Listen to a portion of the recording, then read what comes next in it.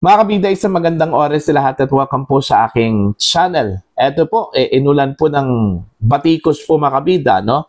Ito hong si AFP Chief of Staff General Romeo Bronner po, ano? Dito ho sa kanya hong panibagong patutsada na naman po, ano? Mga kabida, sa sinasabi ho niyang posibleng giyera daw na mangyayari po, ano? Baka meron pong paglusob po ng outside forces dito ho sa Pilipinas, kaya dapat ho tayo dang maghanda mga kabida. Okay, lalabanan doon natin bago ho dumating ito hong allied forces po na tutulong po sa Pilipinas. Bakit po nag-isip ito hong si General Bronner po ng ganun mga kabida, no? Sino po ang lulusob po sa Pilipinas? Yun yung malaking tanong po, ano? Okay, wala ho siyang pinangalanan po makabida, pero para bang meron po siyang gusto pong tukuyin ho dito, ano, mga kabida. Okay? Invasion? Saan ang galing yung invasion na yun? Okay? At sabi po niya, dapat daw maghanda-handa ho tayo. Marunong daw tayong lumaban po na mag-isa. So meaning, bakit ho kailangan po natin ng support mula sa allied forces po? Kung ganon, ano? Mga kabida. Kung gusto ko ng giyera po ni General Bronner, wag po tayong humingi po ng tulong mula sa ibang bansa, no? Mga kabida, kung ganun. Then, ang hindi ko lang po maintindihan bakit po ganun yung mentality po, ano? Yung mindset po ni General Bronner na mayroon pong aatake ho sa Pilipinas. Ano bang kasalanan po natin? Bakit po tayo aatakihin po dito, ano? Bakit po tayo lulusubin po, ano, mga kabida? At sino po ang lulusob po sa atin? Yun yung malaking tanong Okay? Kung sasabihin po ni General Bronner ang China, do you think gagawin po yan ng China, no? Dito sa Pilipinas? Bago lang po, mga kabida, no? Nagpakita ko ng magandang gesture ito kung si Pangulong Marcos po, ano? Sa China po, mga kabida, sa pamamagitan po ni President Xi Jinping, ano? Gusto ko niyang most likely kausapin ata. Kaso lang po, wala kong oras wala kong panahon. Tapos may maririnig po tayo na ganitong uri po ng parang insinuation po ito, ano, mga kabida? Bakit po tayo maghahanda? Sino ba tayo na lulusubin po, ano, mga kabida? Sino bang kalaban po natin? Okay, babasahin ko lang po ito hong article po ng ang balita ngayon, ano, mga kabida. Kailangang handang lumaban ang Pilipinas, AFP Chief Bronner. Okay? Nanindigan si Armed Forces of the Philippines Chief of Staff General Romeo Bronner Jr. na dapat maging handa ang Pilipinas na lumaban sa gitna ng anumang banta ng armadong pag-atake bago pa man dumating ang tulong mula sa mga kaalyadong bansa. Ayon sa AFP, bagamat nakahanda ang buong sandatahang lakas na ipagtanggol ang bansa, aminado silang kulang pa ang mga kagamitan at depensa upang sabay-sabay na maprotektahan ang buong kapuluan. Ayon. Uulitin ko po. Sino ang lulusob ho sa atin? Bakit meron pong ganong mindset ito hong si General Bronner po, ano, mga kabida? Okay?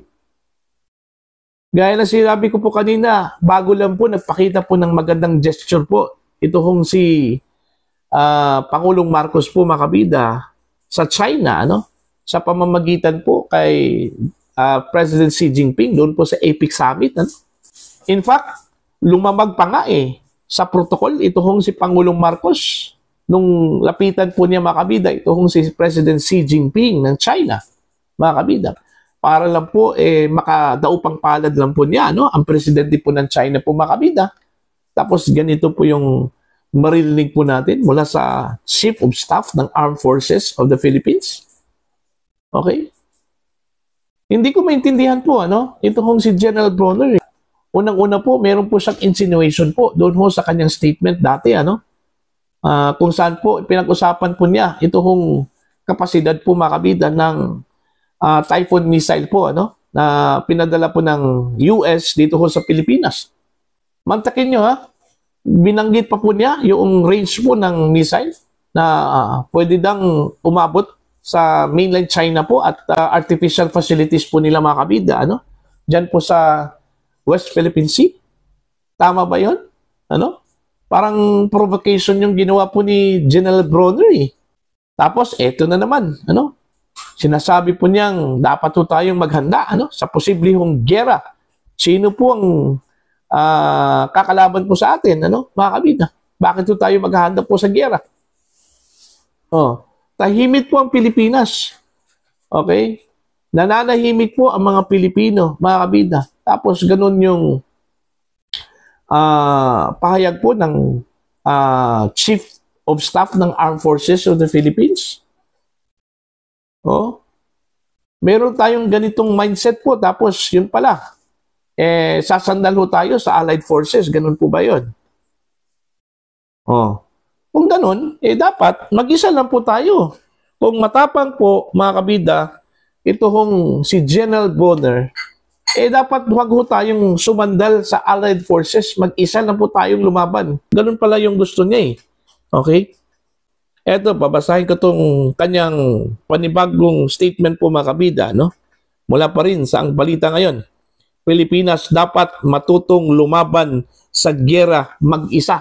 O, bakit po tayo aasa po doon ho sa Allied Forces kung lulusubin ho tayo kung gusto po ng Armed Forces Chief of Staff po mga kabida na mag-isa lang po tayong lalaban po. Okay?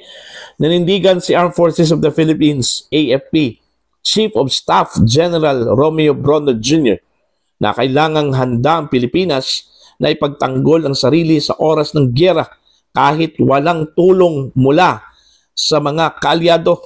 Ayon kay Bronner, dapat may kakayahan ang bansa na makipaglaban at makatiis ng hanggang 1 buwan bago dumating ang tulong sa ilalim ng Mutual Defense Treaty. Ayan.